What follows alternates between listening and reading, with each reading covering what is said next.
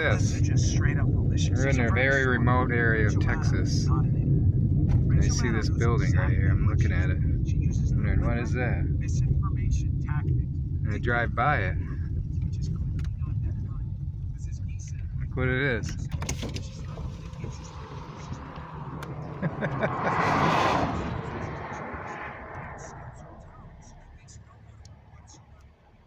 I mean, I guess it's a joke, right?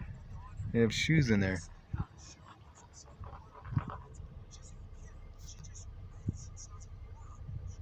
Shoes and purses.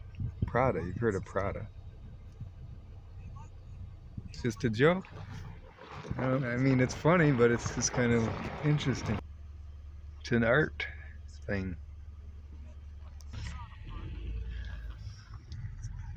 There's all these padlocks here too.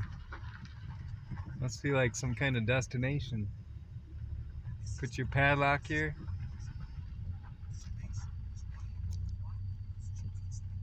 That's an expensive art project though, with the building and everything. Unless it was already here, they repurposed it probably.